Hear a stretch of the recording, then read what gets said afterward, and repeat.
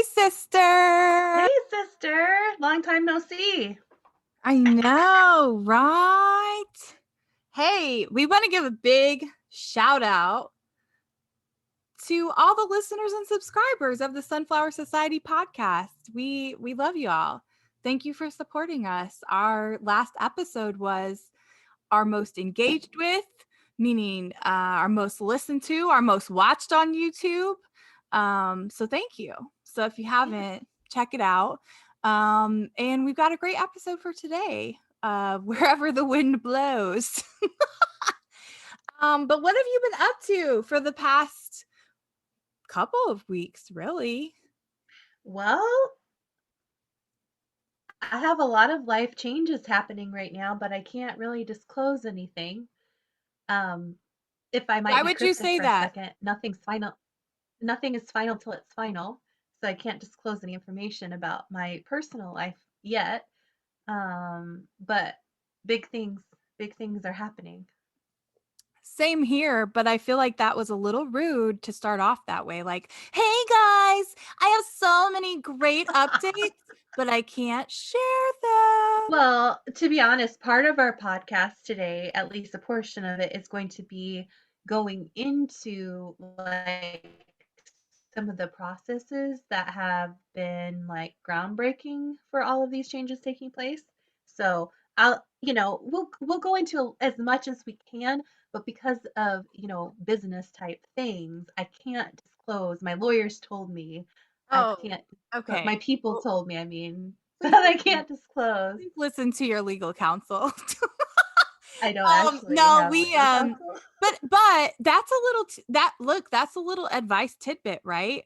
I have made the mistake before of being overly excited or Mhm. sharing something before it really came to fruition.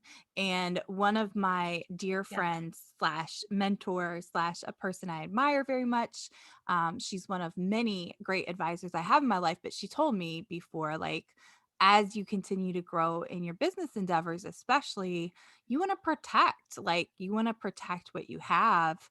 And, not everything needs to be shared. Right. Right. And I think especially up too, front.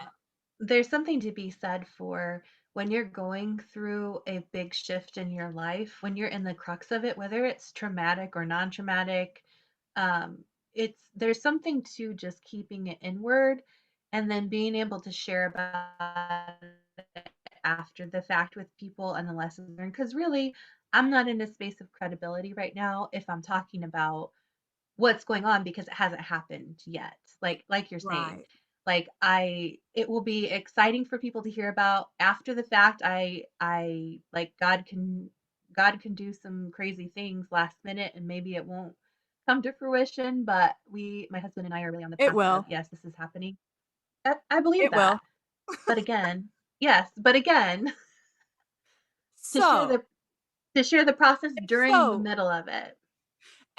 we find ourselves not disclosing anything to you right now, listeners. Podcast over. I'm kidding. But welcome. Just kidding. If this is your first time tuning in to the Sunflower Society podcast, make sure you hit subscribe or write us a review. Again, just really appreciate you all listening to our journey and being a part of it. I will give a shout out. You can see I'm trying. I even purposely put my hair back to show off these new earrings. Ooh, I love them. Are they Well, Pommies? they are from a Chicago based female owned, minority owned company called Fluffy Unicorn Art. One of my colleagues who I used to work with, she decided to start a company with resin. They are actually super lightweight. They're made out of resin. Ooh. And so I have multiple custom pairs that I was able to order, and they're so cute. Thank you, Ines, and really love your art and how you're putting it to use. So we used to work at the same school together, and she's doing great things with her artwork and her passion. So Fluffy Unicorn Art. What is it on Huh? Fluffy Unicorn Art? Are they on Instagram? Yes, Inez is on Instagram. Let me look it up real quick because she just uses her main profile. Oh, Um, okay. And she includes that in any order. So I know that that's her preferred way. They're beautiful. I know. I Are got they like, I got the Koki little frog keychain. And then I got these. I have a couple other pairs too that I ordered, but I really, really love these ones. Um, she is awesome? at NESJB. That is where you can find more of her artwork, and also order her fluffy Oh, background. Black Puerto Rican queen. Queer. She's Love queer. it. Queer. You have to read it correctly. Well, I'm just calling her queen. Oh, okay. I thought you were reading her bio. I am, but I also am just calling her a queen. She is. She is. She's amazing. So, shout out to you, Inez, and thank you for sharing your gift with the world. Ooh, okay. Now Do that I I have have shout Kara, outs? now that I have Kara Oh, shopping live on a podcast. so I have a shout out too. Um, there is a girl that I have been receiving some coaching from, Ooh. and um, I will share her name in one of our upcoming episodes. I want to make sure that I'm sure it's okay with her, but I also want to see how she wants to be shared, type of thing. But she's been Nice. doing some coaching with me on boundaries and setting Ooh. boundaries. Mhm. Mhm. I'm really like I like to say I'm really good at saying no to stuff, but and I am, but I also feel a lot of guilt sometimes when I say no to stuff. So I have been working on that within myself to kind of own my own like needs, Yeah. and so it's really been helping. And I say that to say I'm giving coaching in general a shout out because while I've been through therapy at different points in my life for situations of crisis and things like that, um, I found like I needed somebody to talk to that wasn't like too close to me or too close to my situation. And I didn't feel like in a state of distress that I needed to go to like a mental health expert. But I wanted to go to somebody that has some of the same similarities in like how we receive the world um, as a coach. And you'll like, I'll share her page eventually. And it is, for some people, it might seem a little out there, or whatever, but it has been really, really helpful for me to not have.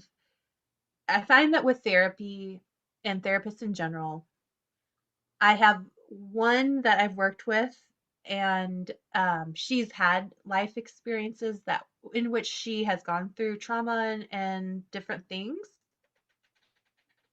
But the other therapists that I've worked with in my lifetime have been people that, at least as far as they've disclosed to me, they have a hard, like, sometimes it's hard to functionally create a relationship there because they have no frame of reference for what I'm talking about. And you can Right. feel that in the Right. sessions. And also, I I sort of like I get like therapists can't tell you, well, you need to do this and this and this, but sometimes like as a person, you need to hear somebody's feedback for you. Right. And most therapy sessions I've ever been in, you sit and they kind of just have you process and lead you through processing, which is so valuable. But also at the end, it's like, okay, our time's up. See you next week. And it's like, okay, what do I do now? I just shared all this stuff and like what now? Is it just like getting it out? For me, it has to be more than getting it out at this point, Right. at this Right. stage Right. in the Right. game. I need that feedback and that back and forth, and I'm finding this coaching incredibly valuable. So, anywho, Well, shout out. awesome. I am also a big believer in coaching, whether it's group coaching or one-on-one. I've been able to be a part of both, and I almost always have had at least one person coaching me since I became an entrepreneur. But even prior to that, I often talk about mentors, but Yeah. I feel like if you're open to it and you're seeking like the feedback and advice, like what you're talking about, that can look very different. It doesn't have to be some prescriptive way that it's always done. But either way, it's really, I really, like the accountability too, yes, it's beneficial to because have that. often therapists I found at different points are like, again, it's like time's up, let's see you next week. But like there's no recognition often of like, okay, we covered this last week. You said you were gonna do this. Did you do Right, it? right. Like how did it feel? What happened? Like what did you learn? There's really not that processing portion from their end. If you bring it up, sure. But I like having the feedback, like kind of mirror Yeah. to the conversation. And I think a lot of ways therapists are just kind of strapped in that regard. But anyhow, Agreed, sister. Well, okay. I mean, let's dive in. Let me get the music queued up for okay, you. I'll get our video. I'll get our video going. You told me that in the petty parlor this week you have something prepared. So if you're a new listener and you hear this music kicking off, then you will know it is time for the petty parlor. And in the petty parlor, sometimes it's about current events that happen that we find petty, or we might just have something petty to say about it. It could be a product, it could be a situation. But the petty parlor, we just kind of let loose and let our raw reactions show. I am waiting for the chandelier to come out. Oh, hold on. I'm Kara, not as good at screen sharing. No, hey, you have it. You have it. Just click on, there we go. Is this for petty parlor? I don't though. That's not, Oh. no, it's not. It's underneath. Oh, here he is. Here he is. Okay. Oh. Uh-oh. Well, if you didn't tune in, our last episode, we were analyzing Rachel Hollis's most recent behaviors. So you could definitely check that out. She was in our last edition of Go Sage Yourself.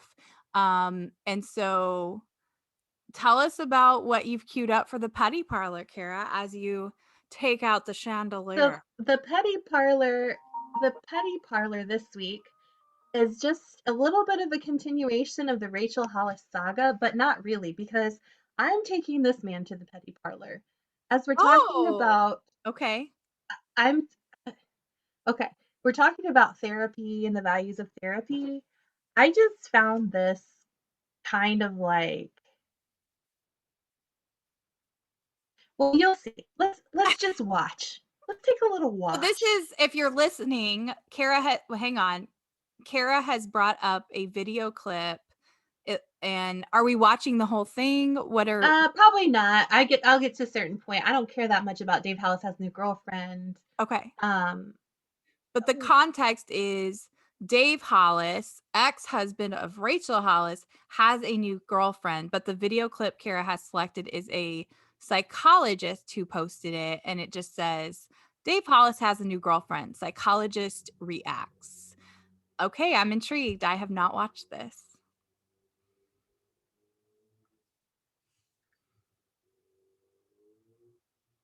I can't hear anything. oh shoot. I think I'm gonna have to undo my earbuds, or maybe you can just share on your screen I because can share on mine. I Let have me hang on. Let me pause. this whole setup. Let me pause Sorry, the listeners. recording. Hang on. Let me pause this here. All right. I think we have it queued up now. Thanks for your patience, viewers and listeners. But again, this is a psychologist reacting to Dave Hollis having a new girlfriend. Just tell me when I should stop, Kara. Okay. All right, this is low tech. Sorry for the bad camera, bad audio. I just got done skiing, got in my car, checked out my Instagram, saw that Dave Hollis has a new girlfriend, Heidi Powell, who apparently is an author. I've never heard of her before, but It was unexpected for him, and apparently the relationship is going really well, and thank God she's around, and it's so wonderful for him to share Valentine's Day with her. I have a couple of thoughts for Dave Hollis. This is great, good for him. I'm glad he's moving on. He and Wait, Valentine's Day. This is from a couple months ago. Okay. When did Rachel Hollis's book come out? Didn't see that coming. September 2020, I believe. Okay. announced his divorce from Rachel. It was in June, and he was so in love in March, but probably that relationship was falling apart for months. So for him and his kind of cycle of recovery from that, this relationship is not abnormal, nothing wrong with it. I think in many ways totally appropriate. Where I think it's not appropriate is the impact on his children. And I don't know if Heidi has kids or not, but this is moving pretty fast for his kids, who in their world just had their family break up 9 months ago, and he's already dating this other person, going social or going public with it via social. So I think for them, this probably feels really bad. And so I saw the post and I go, God, that seems fast. And then I thought, this is the best Dave Hollis there is, right? He's in the public eye. The spotlight is on him. He's posting on social media about it. And sorry, I have to just let people who are only listening know that there was a recommended video that just popped up that said, "Am I a good person?" All right, it's from the same guy's channel. It's the next recommended video. I'll have to watch that later. Okay. No, just kidding. His whole profession is about how to be healthy, how to be psychologically stable, how to take care of your kids, how to co-parent right, all these things. And he still made this decision to come public on Valentine's Day, or go public on Valentine's Day with his new girlfriend. And you think about, well, what would happen if he wasn't in the social spotlight? How would he have behaved? And I imagine things would have progressed a lot faster. And it just makes me think about how often well-intentioned people in relationships behave poorly. Well-intentioned parents behave poorly because they Okay, you can stop it. What he has to say, I'm taking him to the petty parlor, because notice that he starts the video by saying, I just got done skiing and I came back to my car and I saw this news flash. Dave Hollis has a new girlfriend. Oh my gosh, I have to get on YouTube right now and do a reaction video. I'm a freaking doctor of psychology. And then, like, are you allowed? Okay, so we're doing commentary right now, right? We're doing commentary. It's just our opinions. You all know that. Like, there's no. It's a podcast. It's a podcast, right?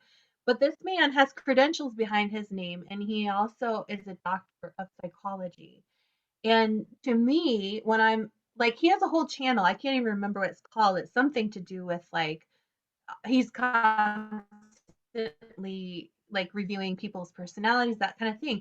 What are the ethics of that? I'm just curious, as far as from an education perspective, what are the ethics of using your psychology degree on people who have not given you permission to use your psychology degree, first of all?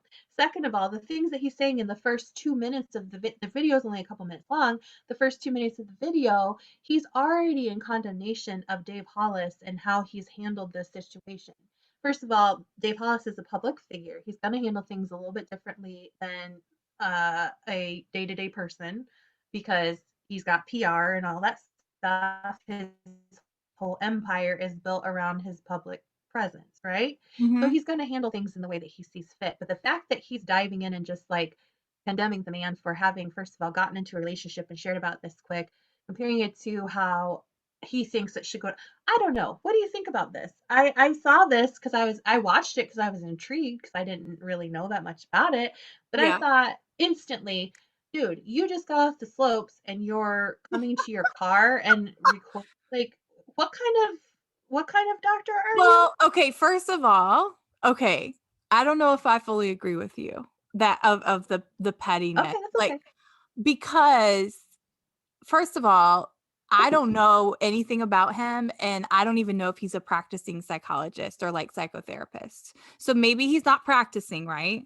Maybe he has monetized his YouTube and he makes enough off of that, and that's all he does. Who knows? Or maybe he only practices like 1 day a week or something. That's the first thing. The other thing that came to mind, I mean, we just on our last episode analyzed Rachel Hollis's behaviors, and I am a person getting my PhD.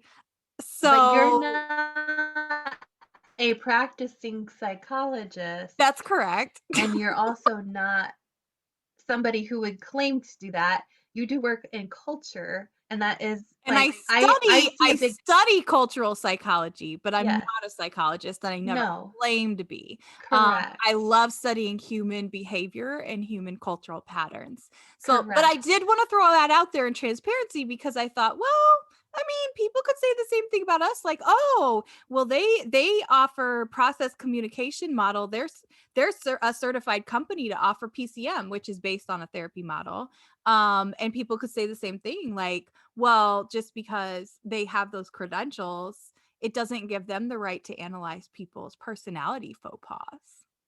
But we don't necessarily use PCM on our podcast to provide commentary Not either. typically, no. We have one No. episode where we explored it.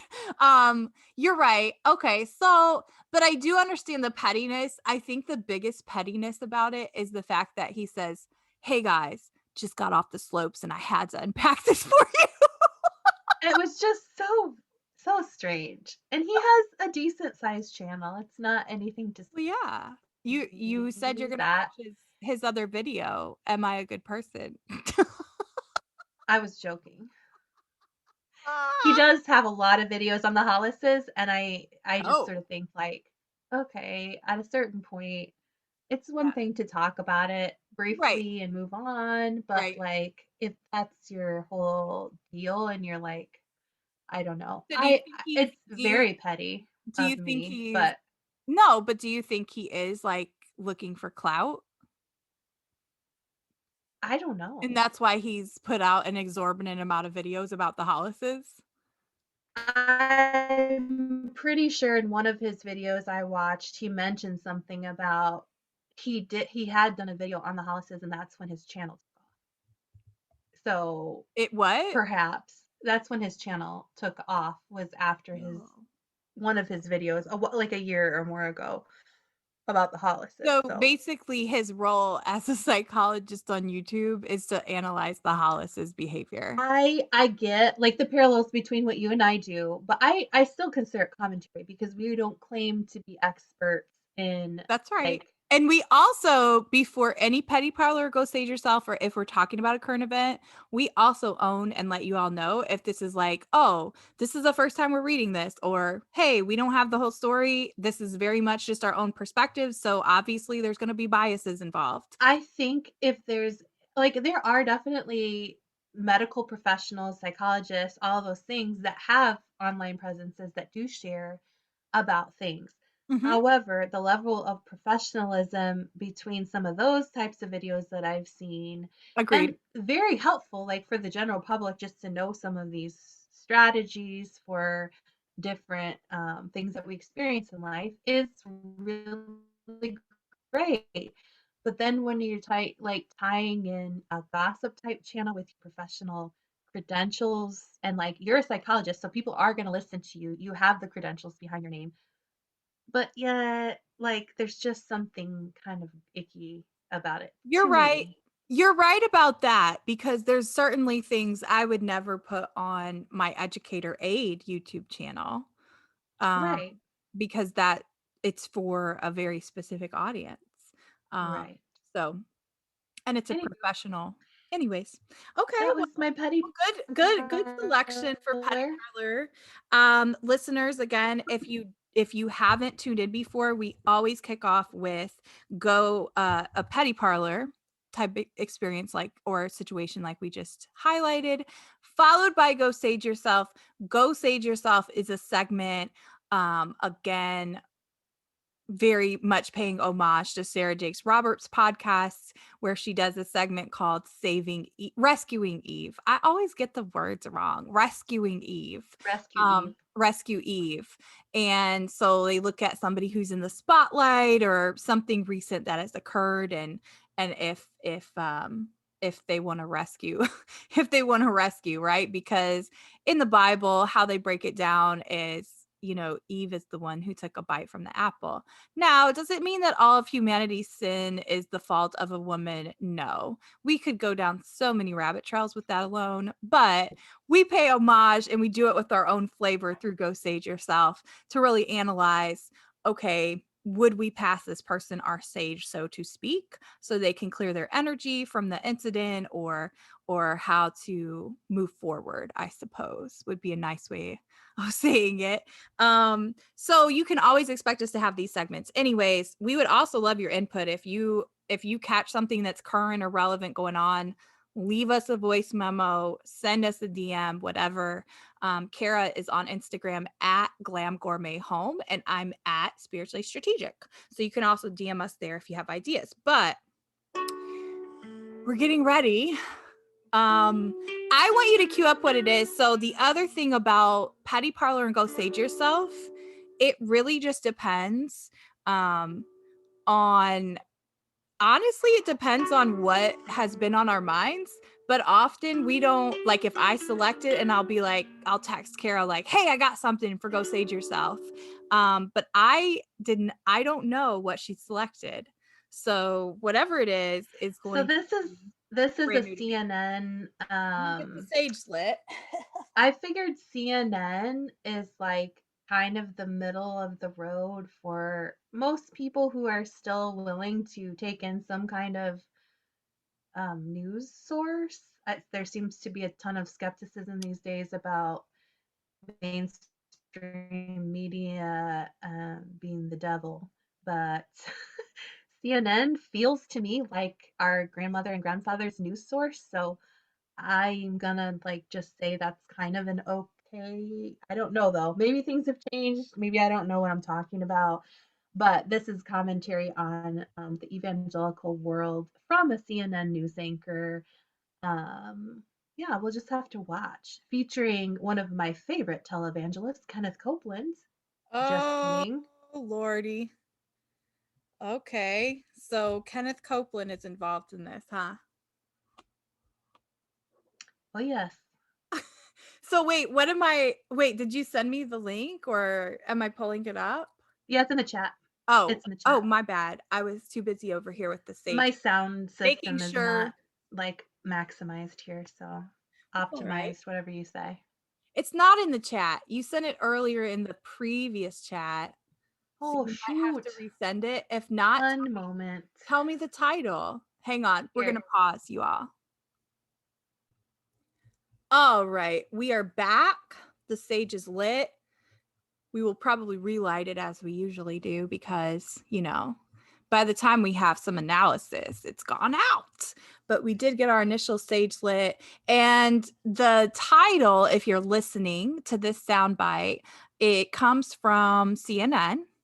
And we will probably pause sporadically because how long can we play a clip from CNN? We're going to link the full clip to avoid any copyright issues. I think as long We as we can share. probably just watch a few seconds at a time and then maybe Okay. move through. You'll get the idea rather quickly of kind of the gist of the report, but Okay. Well, the title of the video or the title of the story from CNN is What Evangelicals Are Hearing from Some Pastors About COVID. Let's see.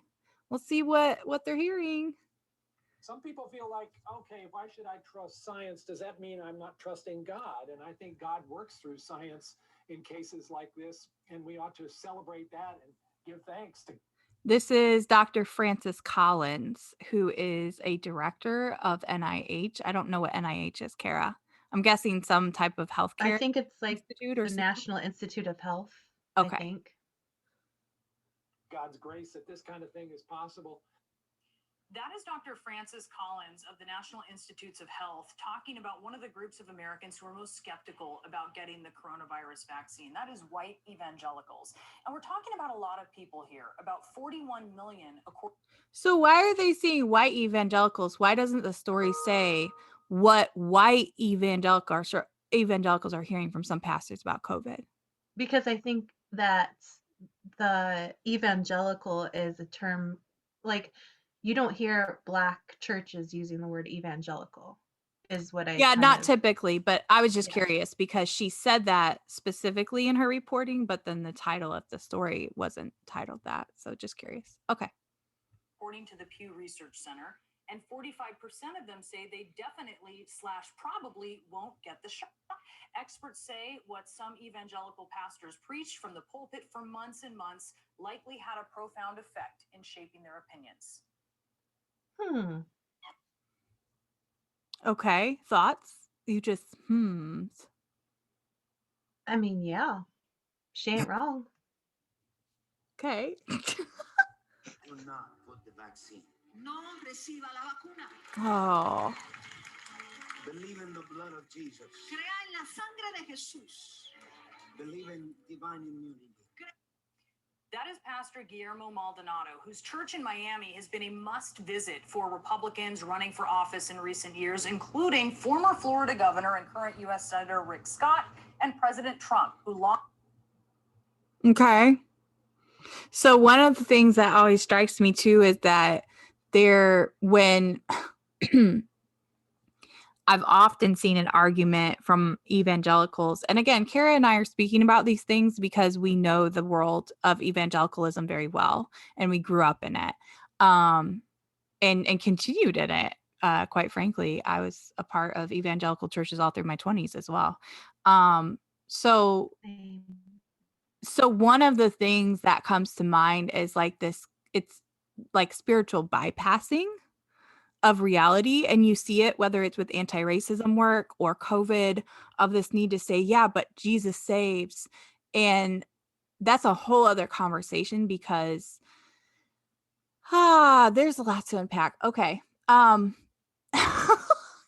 But unfortunately, you often have this then resistance, whether it's COVID or anti-racism work, to say, oh yeah, but we'll just focus on Jesus saving or Jesus protecting us, instead of at the same time also accepting the realities of what's happening.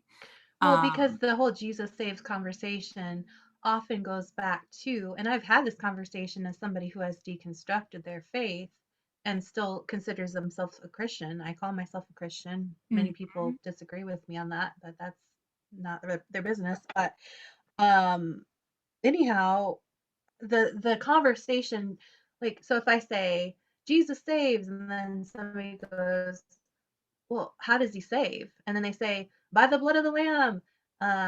Well, how do I get some of that? Well, you just have to have faith. Well, like, there's like a disconnect. There's no like real like path or route other than saying the words out loud. Yes, I accept Jesus as my savior type of, conversation, which, so then when you ask somebody, well, are those the actual words that you have to say when you pray? Like, is there a certain way you have to say it? Well, you can say the words, but maybe it doesn't really mean it doesn't drop into your spirit. And then it's not like you're really saved. But in order to be really saved, you have to, like, there's no definitive way of explaining or describing to somebody the whole theology. It literally is, you just have to have faith. And because it's dictated by whatever that particular denomination or that particular pastor wants to be. That's what faith looks like in this container of a just church. believe it, instead of actually breaking down how radical Jesus was. Or how radical God is, like the living God is. Right. It becomes about like believing in a certain rhetoric, and that is considered your container of faith. And if you don't fit into that faith container, then you must not be. Well, and that's achieved by creating shame and guilt in people. Yeah. Anywho. Okay. Launched his evangelical support group there and invited the pastor to the White House. In Miami-Dade County, where Maldonado's headquarters, divine immunity, 6,000 people have died from COVID. Wow. Last year, while the CDC recommended limiting mass gatherings, Maldonado reportedly said that the fear that kept people home was, quote, a demonic spirit. And he also said this. It's gross. It's like Wait, like the medicine men or the guys that used to go around with the bottles of shit back in the day and like the tonics or whatever. It's yes. that. This is what that is. Yeah, it's and I think you can find that even outside of evangelicalism, that's Oh, for sure. persistent in every religion or It's in doctrine or spiritual realm. Yeah. spiritualism. It's yep. Yeah, where people can take advantage of those who are looking for something bigger than themselves, those who wanna be loyal to something bigger than themselves, and quite frankly, in most avenues, whether it's spiritualism, Hinduism, Buddhism, Islam, Judaism, like, or Christianity, it is because people are seeking God or a higher power. And so then that is taken advantage of with what you're saying, either misleading people to think, well, you have to give this amount of money and then you'll be healed or you'll be saved. Or Or this is if what something bad happens to you, it must be because you have right, sin in your life. right. And so, yeah, let's see what Guillermo Maldonado has to say. Okay. Go to church today. Why? Because I think apostles gonna have the virus. If we die for Christ. Maldonado is just one of a number of evangelical preachers who has spread disinformation about or downplayed the coronavirus. And somebody get a little close, they go, that's called germophobic. Watch this. You think I'm sucking the virus off of her? I came to Gross. Sorry. I just want to slap that guy. the virus. COVID-19.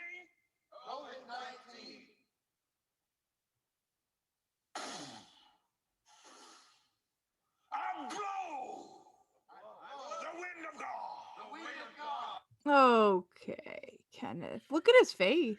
He looks like a demon. His eyes are very vacant. Yes. Okay. He gives me the heebie-jeebies. We don't need to watch anymore. This you get the gist, Yeah. He does. He freaks me out. So what are you hoping, like, I guess is the question whether or not we will pass our sage to The white church, evangelical churches in the United yeah. States? Yeah, I think that's the Oh, question on my mind. that's such a loaded go sage yourself, sister. I know it. I've already made my decision, You have? and yeah. Okay. So I knew this before I chose this, but yes, I will pass my sage, of course. Yeah. I would not say I'll pass my sage to those individual pastors because I think they're toxic and they need to be gone from the preaching and teaching industry. But yes, I will pass my sage to all the evangelicals out there who I mean, I struggled so much during the pandemic with like feeling a lot of anger and just disbelief at like what I was seeing because you and I have both grown up in this environment of the church is love. We're the light of the world, this is what we're here on earth to do as Christians, as believers. And, for me and my faith over the years, that's like several different iterations. And as you obviously learn and grow your development in your relationship with God, for everybody, that looks different than it did, a year ago or 5 years ago or 10 years ago. But I know the people in the church, in that sector of the church, are still like, I look at actual people that I know, Right. they're good, loving people Right. who have been really duped and misguided by harmful and toxic theology. Mhm. So I can't, in a loving spirit, like I can't place blame on an entire group of people like that and just have like, because I did find myself, several times during the pandemic, knowing my lens and my point of view, and then seeing what evangelicals were saying, people that I know, like I know personally we're saying, it's very hurtful, but yet I also at this point can't, they've been indoctrinated in such a way to believe that their very life hangs in the Yeah. balance Yeah. if they don't believe the stuff that their pastor is saying to them. And depending on which branch of the church you're in, that could look like a multitude of different things. I've seen local pastors talking this way, but I've also seen local pastors advocating for Black Lives Matter. Right. And like it's very confusing because it can even be in the same denomination. It's just kind of like, okay, this man of God that's up there, for whatever reason, he woke up and then this is what he decided to preach on. And so his congregation, assuming that he's in right relationship with God and has actually received a clear message to teach, Mm. is hanging on every word. And part of Justine and I's journey of deconstruction, and I know this is a hot word right now that evangelicals are actually trying to take back and twist and maim and make into whatever they want to make it into, whatever. And tell you the right or wrong ways to deconstruct.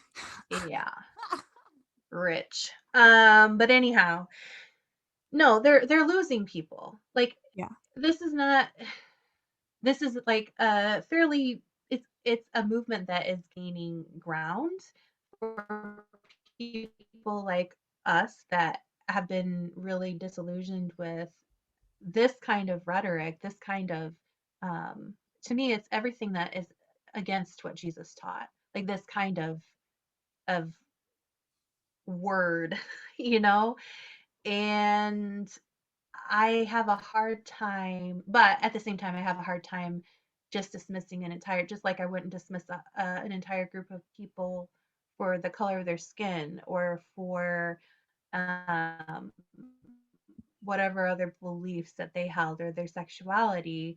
Mm-hmm. I then can't also dismiss an entire group of people who I know to be in, trying to be in right relationship with God, attempting to have loving relationships with people. I can't in good conscience. But what I can do is keep talking candidly in the ways that Yeah. we've been talking about what I experience as truth, Right. what I experience as faith and relationship with God in my life. That's the only thing I can speak to. And whether people listen to that or not, that's completely up to them. But I do believe that God brings different words from different people in life, and it doesn't have to be from your pastor on a Sunday Right. morning. And Right. especially if you're hearing anything that you're hearing from the pulpit that is directly in contrast to an act of love or in a spirit of love or in a spirit of trying to bring people to God, like you can pick these apart and say, in all honesty, all of this is causing division. Mm-hmm. All of this is causing division. That Mm. is not of God. If it causes harm to you or somebody else, it's not of God. Right. Period. Right. God already told us he didn't bring us into the world to harm us. Right. So if you really believe that God is a loving God, he can't also be a vengeful God in the same breath. Mm. I will, for many of the same reasons, not all identical, but some of the same reasons that you mentioned. I will absolutely pass my sage to the white evangelical United States Church. Partly because I myself obviously have had positive experiences over time, negative and positive, but positive at times too. And to Kara's point, we would never sit and just write off completely any group of people, right? And I think that many people who are still very invested and embedded in the Western evangelical tradition, um, their heart wants to follow after God, and that's maybe the only model they've been exposed to. And depending on what churches you've attended, you are taught and indoctrinated. We are speaking from our own experiences. You are indoctrinated that that is the only way to heaven. you're indoctrinated that is the only way to believe and follow God. You're also indoctrinated to believe that those are the other like-minded people are the only people you should be in relationship with. Correct. And that if you're not, depending on the massive co-opting and miscommunication of the verse about being equally or unequally yoked, that is then very detrimental, because what you see then playing out and why it pairs so nicely with systemic racism is this inherent thought that my way of thinking is the best and the only way. And so you see the white supremacy mindset repeated through that. And a lot of times people say, oh, well, that's a reach, or how are you going to compare those? Because the white evangelical church was instrumental. And actually, that's who the KKK utilized, white Protestant churches, to like evangelize their mission back in the Why do 20s, you think 30s, there's black 40s. churches and white churches? There's Right. black churches and white churches to this day. Correct. The church is the most segregated organization in America. Like, So, and that's the other literally. thing. You have to name church is an institution. And so that's the other piece. Like, I literally used to think I was a bad person if I didn't go to church on a Sunday. And part of that So is did other people. a So lot other of people people thought that still about think you too. yeah, other people thought that about me too. But all that to say, even one piece of that, right, shows how close-minded the church can really be, because whether it's explicit or implicit, those things are culturally taught to you. And at the end of the day, America has positioned itself, regardless of if you ever set foot in a church, to be a quote unquote Christian nation. So culturally, you're going to find that even if somebody has never gone to church, they probably have values aligned with that of the Christian evangelical church, because those are the cultural norms that have been embedded in our society for hundreds of years. And what has paired with It's that? part of nationalism. It's part of, Correct. It's all intertwined. So for somebody to say, well, I just don't want to talk about politics, or I just don't want to talk about religion, you can't get to the truth of who America is and why we exist as we do right now without unpacking all those elements, because they're all intertwined so deeply. And politicians use the church. It denoted that within the first minute. Politicians use the church repeatedly to get their agenda infiltrated into believers' heads and zone in on things that were designed to incite and instill fear in congregation members. And that if they don't vote this way, then they are actually being they're ungodly. not a Christian. Yes. Yeah. And so If you're liberal, i.e., if you're progressive, or any of these terminologies that the evangelical Christians like to throw around, that it is impossible in their mind that you could possibly be a follower of Christ, because your belief might look so vastly different right. than what they're being taught is what a Christian looks like. Right. Now, And so then there is this inherent mindset that unless I hear somebody say they're a Christian, or I see these XYZ indicators in their life, then my goal is to either inevitably they're going to feel unaccepted, or my goal is to try to evangelize you. So yes, come to church, come to small group, which again, inherently isn't bad, but like I liken it to this, like to me, the church and how Jesus spoke about being in the world as believers together. The church is like what we're doing right now, what we're doing when we show up to work, who we're surrounding ourselves with in our ecosystem. That becomes the church of people holding each other accountable for living out your gifts and talents and serving the world while you're here with those gifts and talents.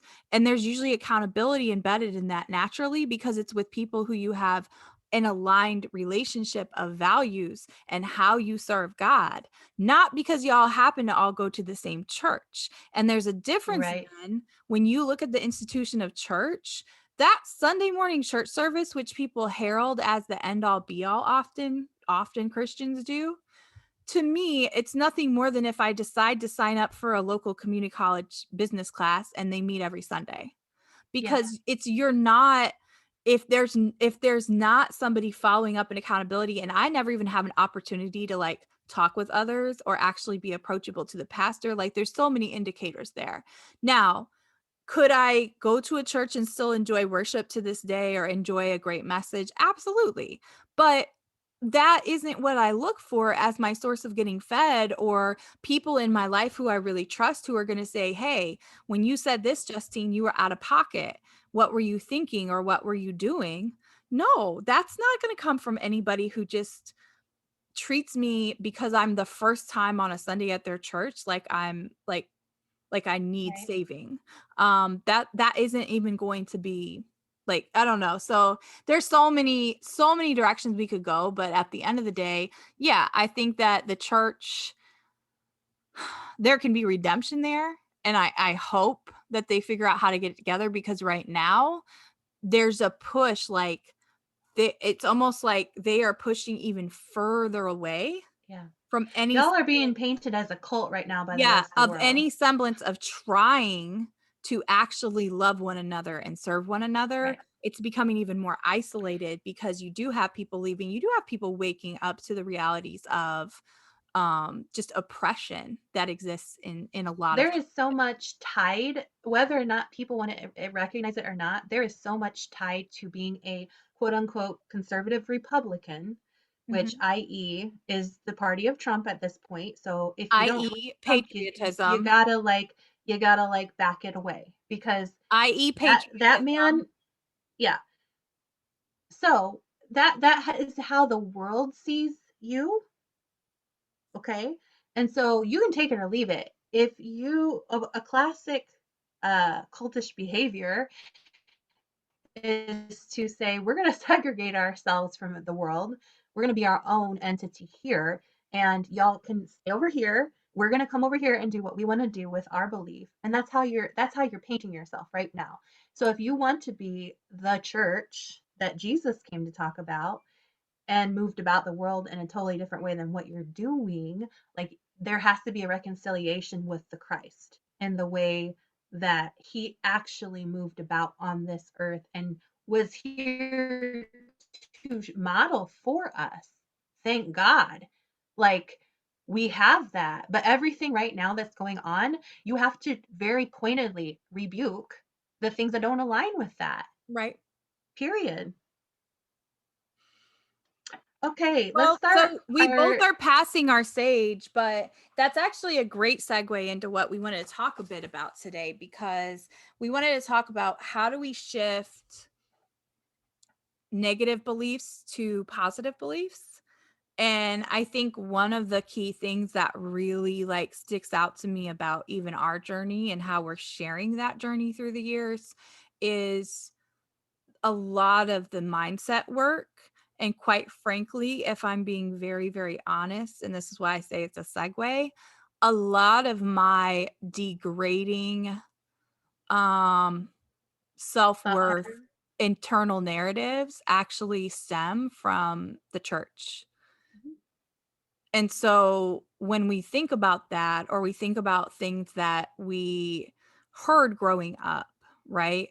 Whether it is from our homes, and that could be any number of people in and out. Kara and I are always very clear to say like that nothing is ever to throw any of our relatives, including our mother and father, under the bus, because we also know like people are people, humans are humans, but you also have to be very realistic about your own cultural context, meaning your home life growing up. What were the principles that were taught? What were the things that were not said? What were the things that were said kind of on the sly, that were kind of implicit programming into how you should view yourself or what's acceptable in the eyes of your parents? One of the things that is markedly different to me, and I want to share a quote by Sarah Jakes Roberts, one of our favorite Yes, church ladies. She is a pastor. I have this. I gotta get it. Her brand, Oh, you got her book. yes, I've been meaning to it's her order brand that. new Is it book good? that just came out. So Awesome. Well, on one of her recent podcasts, she said this quote, like this is her words, so I'm quoting her. She says, "The world is not at its greatest potential unless she is here in it. Which to me, that messaging was never front of mind for any of the places that I've attended church in the past, nor from any kind of mentor I've had within the church. My messaging I received as a young lady growing up in the church and then as a full grown woman turning into a full grown woman with a family is that a woman's place is in the home. A woman is there to support her husband, Mm-hmm. to be submissive to her husband, to do all the things a nurturing mother and wife does. And oh, yeah, um, she can get an education and go to college and all that. But the minute you pop a baby out of your vagina, you better be, turning your life and shifting your focus back into your family unit. Mm, So that's the messaging I have received my whole life. I don't know about you, Justine. Um, I think you but know. I think you can you know see about me. you can see the vast difference between that mindset of the God created us women individually to be in the world and affect its beauty, to affect like the things that we bring to the table are valuable to the world and needed by the world. That's a whole different perspective than what we hear in the white evangelical church, Yeah. which is predominantly men because they don't believe women can be in leadership in the evangelical church.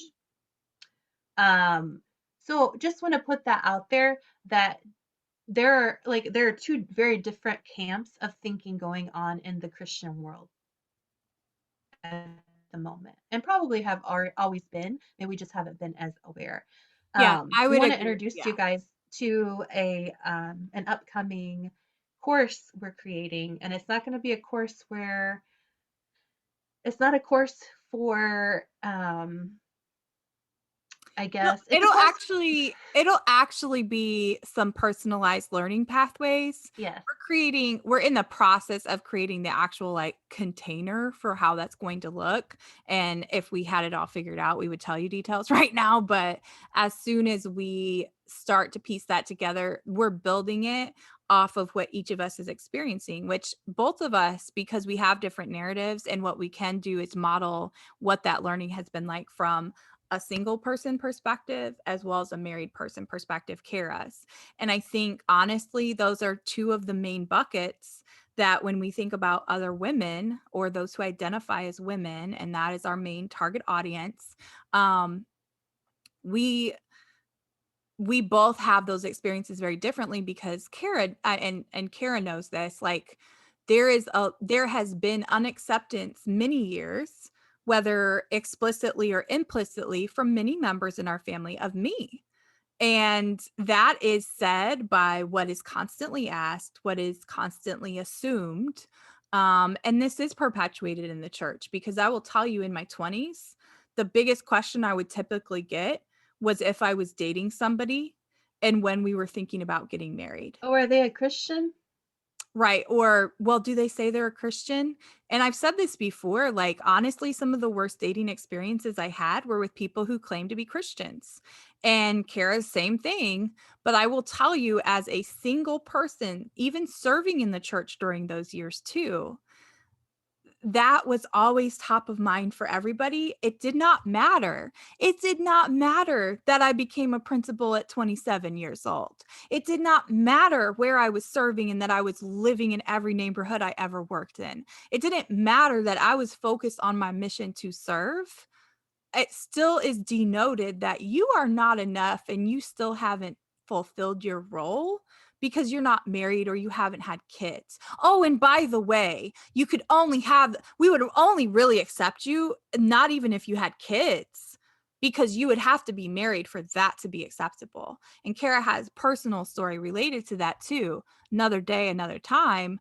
And that's probably more of those things we're going to go really deep with in this container, because we realize First of all, a lot of people listen to our podcast because we do like to have fun on it, and it's just food for thought. But secondly, that's on you. If you want to join something where you get a little deeper experience and we're really bearing our souls, we're not going to do that on our podcast. We will do it in a private space because there are many, many healing things that we are experiencing associated with not just deconstructing our own belief system, but also deconstructing how we see the world, how we perceive the world, and ultimately how we perceive ourselves, and how we show up to serve the world with our gifts and talents and ultimately serve God. So anyways, I'll say all that to say, yeah, we often have these programming things that happen, and we call it programming because it could have been reinforced through school. Same thing. How was it reinforced through school? Well, it's okay, Justine, that you never get asked out. You're really what's called wife material anyways. Again, WTF does that mean to a high school girl who's sitting alone by herself on a Friday night? Not helpful, number one. Often told to me by adults in the church who would follow it up by saying, you're just so beautiful and have so much to offer. And number four, it was never, I don't even know how many items I listed. Final point, it was never actually true. So you kept making me believe if I just wait, if I just be patient. No. And then what did Justine do? She hurried into something and then felt pressure to get married and ends up calling off her wedding because you're the only one who told me the truth, sister. So like all those things, when you unpack it and you look at, well, yes, I take self-ownership for different decisions I make, but you also have to unpack and do a lot of work to be like, well, why am I worried about this? Why am I really concerned about XYZ? And where did my programming and thinking come from? And am I also projecting that expectation onto other people? That projection is that's still placed on me. To this day, to where to where that's still a question I often get asked, instead of people going, wow, you and Thaddeus have been together a long time. You really love and care about each other. You're both thriving and flourishing and growing as individuals. And so there must be something to your relationship that you really love each other. Instead of just accepting that, it is still problematic that we don't have on a legal document that I belong to him. Yep. Not problematic to him and I. Well, and I will say too, as much as Justina and I are transparent about kind of where the surface level of where we are without getting too deep into it on the podcast, we have deconstructed a lot of these things and kind of rewired the way we think a little bit, but the truth of the matter is our instinctual inner voice is to constantly default back to these things that we were brought up with as, good little Christian girls. So there is still like that, and I know many women struggle with this. Like you can change your thought pattern all day long, but do you feel that shame inside about something? You might be saying and thinking the words, but that heaviness of shame is still there. And so we wanted to go a little bit further. Yes. And shame is a block. In our right. So we wanted to try, to show you guys how we kind of rewire and stop ourselves internally from like basically just putting ourselves down and being a bully unto ourselves in many, many different ways. Um, in our first episode that we ever did, we talked about our 8-year-old selves and we talked about our inner child and who we were then, what we were attracted to, that kind of thing. And the container that we're creating for you all to join in to a little bit more in-depth study, both with us and a group of people, and then within yourselves as well, is to return to that 8-year-old self who was interested in probably a lot your interests and your passions at that point in time, things you were naturally drawn to. Yeah. Likely, unless they were considered like stable choices by society, your parents, your church, whatever, they were probably your artistic, creative things were probably squashed down a bit. We had that in our experience a lot. oh, well, you love dance and singing and all these things. Well, those are just like hobbies. Aren't like those aren't going to be your career because that's really scary. You're not you got to have something stable. You got to have something because you're going to be a wife and a mother, Kara. And so you got to have something that's conducive to having a family. That was kind of my driving force in my career decisions. Was the expectation that I was going to be a wife and mother and have a family, and I needed to pick something that was flexible for the needs of children and having a husband, right? Well, and those, So let me, none of those things that I love in my core are quote unquote conducive to family life. And so did I pursue a lot of those things? Writing, all of those things. No. But guess what? I'm starting to. right, I'm right.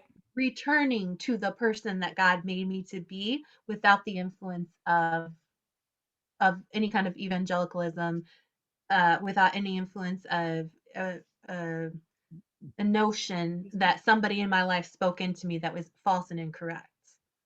Well, I think we would also be remiss if we didn't say, like, we are devoting time and energy to really unpacking and engaging with inner child work and really diving deep with discovering and continuing to discover more of our soul's purpose on earth. Like, that's it in a nutshell. But obviously, we're not going to go super, super deep here on the podcast. That is why, like, there is so much to that, and including daily engagement with Kara and I of us like being tuned into that and having a structure for getting back in touch with that inner child work. That's just one component of the container we're building. But one of the first things that we will really dive into is this concept of core negatives. And so when you think about exactly what you were detailing, many of us have core negative narratives that we are feeding to ourselves every single day, and we don't even realize it. So half of the battle is actually being in a situation where you have us and hopefully other people in that experience who will ask you these questions and help you think differently. Because if I weren't doing this in the safe space of having Kara and myself to ask these questions and to really process, it probably wouldn't be as meaningful, to be honest with you. And maybe you're a person who's like, well, I don't need the group stuff, I don't, that's fine. You'll be able to see all of our mess of unpacking these things because it is messy. And I want to quote, we're using a particular text to guide through as well, and we might recommend some other texts within the container, but I want to quote the text. And it says, these core negatives, they come to us from our parents, our religion, our culture, and our fearful friends. Each one of these beliefs reflects notions that we have about what it means to be an artist. And so we dive into this idea of artistry because it's not, we often think of artists as only creatives, or like, oh, they're a painter, they're a writer. And when we It's talk whatever even, your medium is it's what that your you medium is and how you're supposed to be showing up and serving the world with your God-given talents and abilities. Often those things are quickly, I think about it of like, I've always rented apartments, all the paint layers that get put over for the new coat for when somebody new is going to rent it, like religion, school, parents, it undoes that childlike spirit and innocence of like imagining anything is possible and being able to dream up what you could possibly do. And so the text goes on to say negative beliefs are exactly that, beliefs, not facts.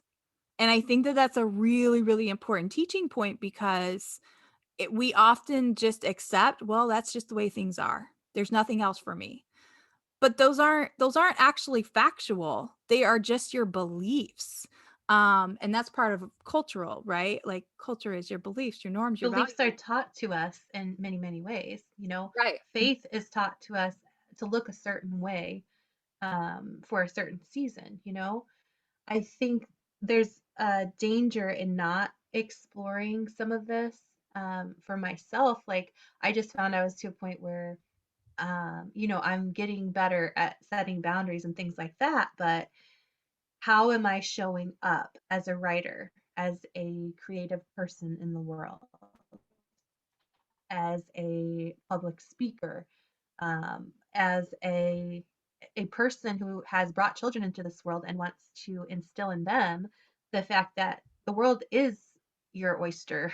Like you have so much potential to unfurl like all the things that God has blessed inside of you and caused to move with inside of you, but yet we're constantly put into boxes of what is possible for other people. And I think Mm, that's so dangerous. mm. Dangerous because, and I say dangerous because then we don't get to see the cool stuff that people around us, like, we don't see that often, you know? You're very lucky if you have a close, intimate relationship with somebody in which they're willing to share that part of themselves. Yeah. But like, imagine if we all like were just in the world as we were meant to be If without any kind of barrier there. if Can you I imagine have it, that? well, and that's the thing. That's the other thing we need to understand is that I think that the universe is constantly offering us mirrors into Hmm. discovering our soul's purpose. And so we often see somebody doing something and we automatically, based on our programming, and we've done it too, and I still work through it, You go, oh, what's that person we go, doing? why does that person think they can write a book? Or what is she doing now? And instead of going, why do I think that that's not possible for me? What if this is just a person that's shown up because I'm supposed to be able to see what's possible for me? And this Yeah. is just an example of maybe what that could look like.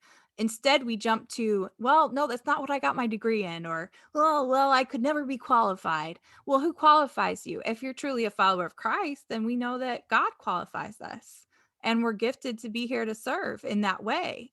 So if we're not figuring out and tapping into what our soul's purpose is, then how are we showing up and serving God every day? How is that even happening? So I want to go back to some, and I'll give an example of something that I like, a narrative, right? Just a very quick example. We're not going to go super deep, but I want to expound on what she goes on to say. The author goes to say that negative beliefs are exactly that, beliefs, not facts. The world was never flat, although everyone believed it was. You are not dumb, crazy, egomaniacal, grandiose, or silly just because you falsely believe yourself to be. What you are is scared. Core negatives keep you scared. The bottom line is that core negatives, whether they're personal or cultural, they always go for your jugular. They attack your sexuality, your lovability, your intelligence, whatever vulnerability they can latch onto. And so one of the key things of many that was monumental, I think, in beginning to work through this together has been just how you rewrite and reframe some of those programming of negative core beliefs. And one of those for me was, you will never be loved or accepted if you lose your virginity before you get married. And I'm saying that one because I know how many women battle that, no matter your religious tradition. And so one of the things I had to reframe for myself over the years was, I am loved and acceptable the way that I am. And Period. so then you're looking at, what are those negative beliefs, not facts, the negative beliefs that you've been programmed to believe. And then you're going to manifest or have those things show up in your relationships if you haven't rectified what you actually think about that, or you're going to automatically position yourself to always feel incredibly insecure and have zero self-worth. And that is a lot of how I operated in my late 20s, early 30s, because I had not deconstructed even that portion of understanding. There was so many other layers that have come up for me in working through these things, of just years of even body dissociation. Because in a lot of Yeah. respects, you're also taught that very thought process is very much, your body doesn't belong to you anyways. Oh, and by the way, if you don't have that flower to give to your husband, you're also worthless. So Right. when you And then operate where's from the that grace in space, that? It doesn't have anything to do with actually recognizing the infallibility and the magnitude of God's grace.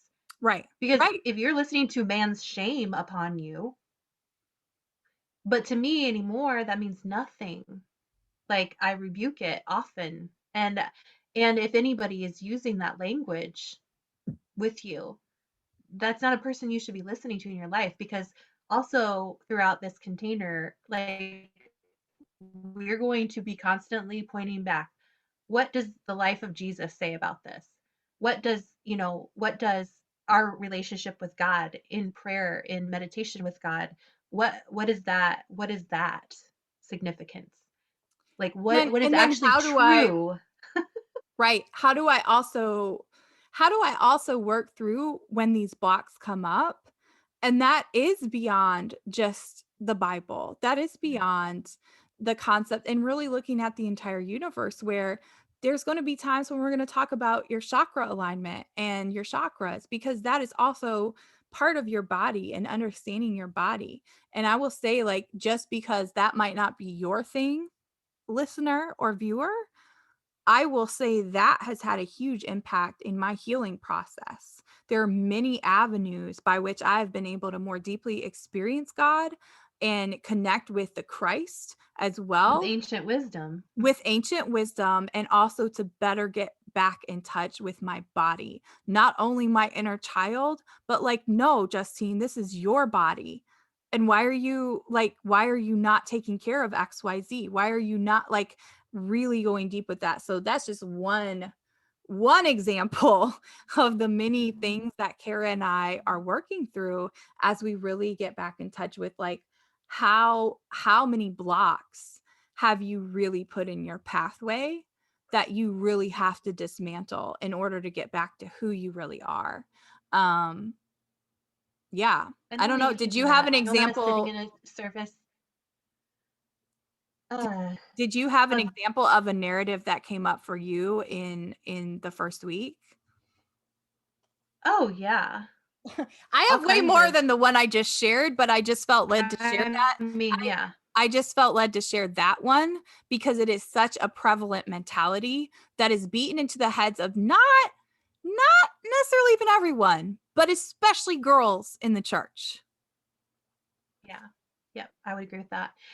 One of the things that comes up often heavily for me, and especially during, I mean, the first week is, all about recovering a sense of safety. So you feel in a space where none of this is to be judgmental towards yourself or towards each other. Yeah. It just is what it is. It's like hearing that inner voice and not assigning. My coach that I'm working with right now had something profound to say to me the other day, and she goes, "Okay, so try not to assign your emotions as negative or positive." And Mm-hmm. I was like, "What?" Like, and then initially, my initial gut reaction was like, "Well, of course there's positive and negative. If I'm happy, it's positive." Well, that could also be toxic positivity if I'm like trying to make myself embody happiness, but yet something is going on inside of me that's actually broken. And then that's like a Right. really screwed up thing to put out into the world, right? Right. Right. And then she's like, but there's nothing wrong. There's no negative associated with anger or sadness. But we often say those are like Bad negative, bad bad emotions. feeling. We need to not be in those spaces. We need to come back to a place of peace, quote unquote. Well, here's the thing. If you never run through those quote unquote negative emotions and allow yourself to actually like, I'm angry about this. I'm gonna I just am angry. I can't stop myself necessarily. It's gonna take a lot of work. I can control my response, but I can't control that feeling of anger that's eating away. That's there. Yep. And unless I actually examine it and hear everything there is to examine about that, there's no that we're constantly walking around I think of it in myself when I have all these bad emotions inside of me, I think of it as I'm just vibrating this Yeah. this But volcano that is if you going to come up in a way that is not good for myself or for anybody else. if you So, study through an energetics lens, and you understand vibrations of different feelings, different emotions, different how we emit things in our lives. Like It's like walking into a room like this, or like, yeah. you So know, I'm here. the highest vibration we experience as humans, or like that kind of almost like natural high, so to speak, when you really vibe with somebody, you really connect. Yeah. Are love and trust. Those are the two, like, I think love is like the top vibration or frequency from an energetic standpoint that you can experience on earth. And that's science. So if you go, oh, she's getting woo woo, there's science for a reason too. Going full circle with We the have COVID to clip, understand though that not everybody believes in science. Unfortunately, many, especially in certain circles, have a hard time right now with thinking that there's anything outside of faith in God. And for them, that doesn't look like anything like that.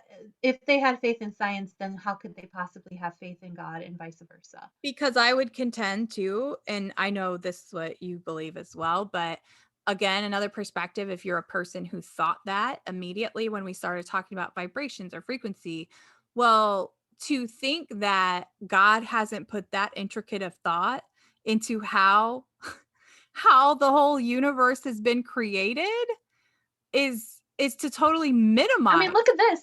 I got stuff growing out of my hair, or like, out of my head, it's that I part can of like DNA. braid and do It's cool part stuff. of like, but all that to say, Look guilt at and this. shame. Guilt, Crazy. All those neurons and all the things that cause you to be able to see things.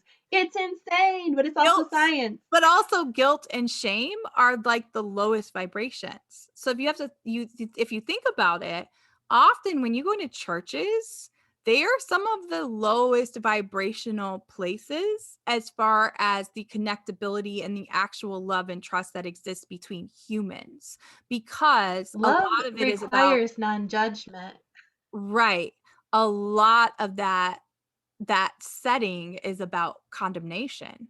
And not that you don't take ownership for if you are making a mistake, or you mistreat somebody, or you lie to someone, or you lie to yourself, whatever, etc. But I think the main gist of even just the first module experience that'll be in this container is that the whole kickoff is starting with making your recovery the first priority in your life.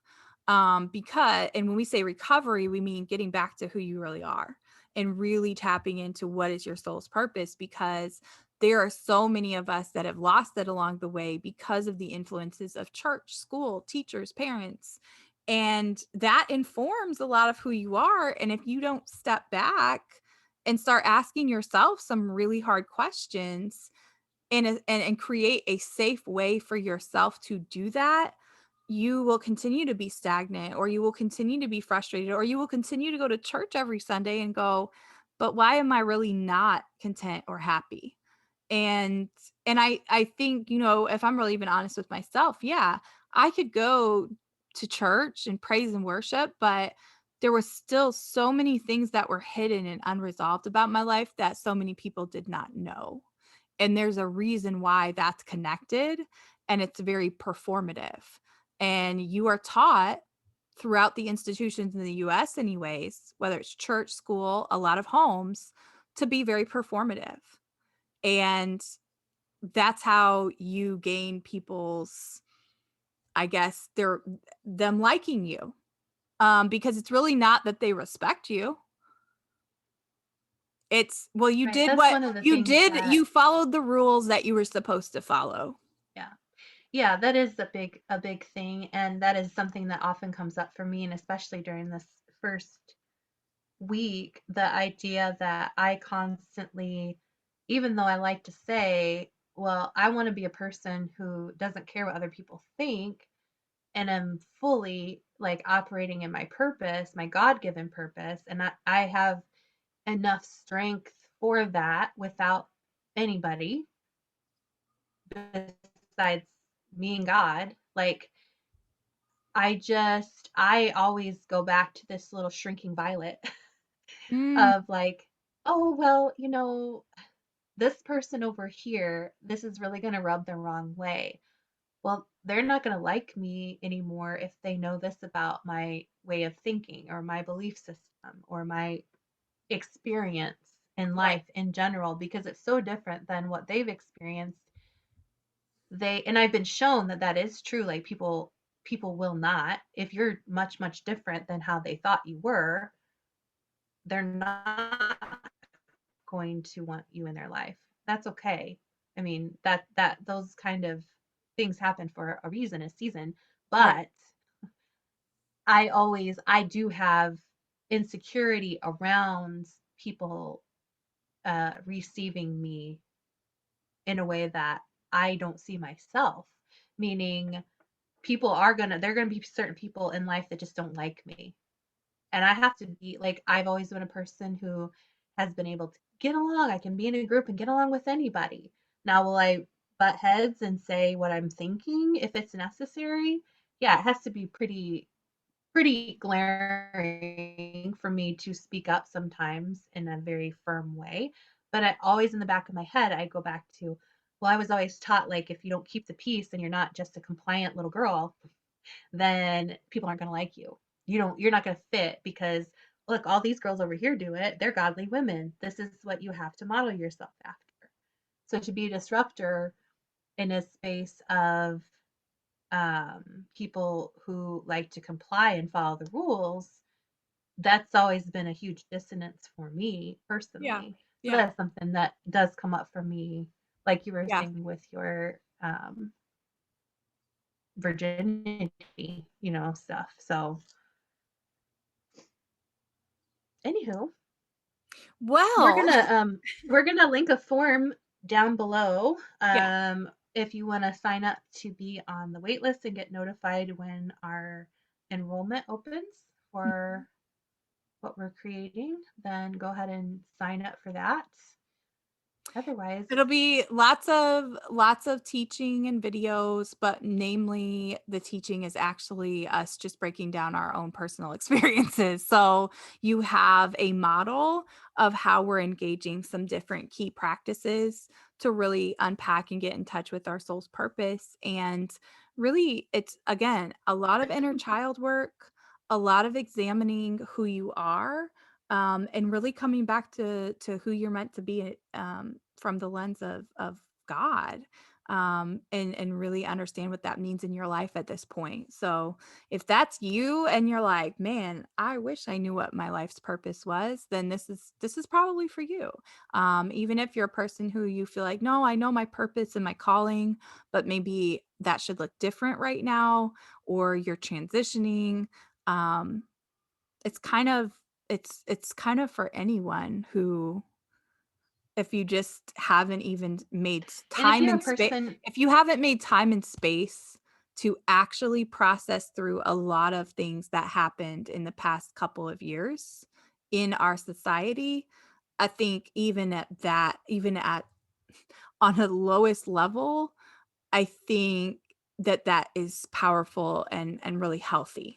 Even if you're a person who you love your career, you love your direction in life, there are just so many different aspects of deconstructing and tapping into who we are as people, and it's a 12-week experience. So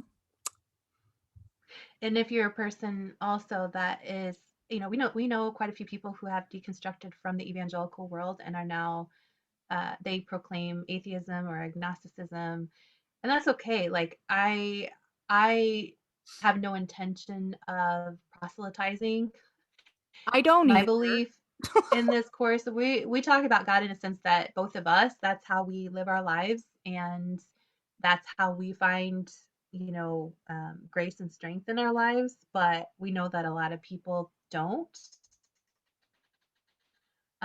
feel that or have been really traumatized by that relationship or the way that relationships been painted in the church.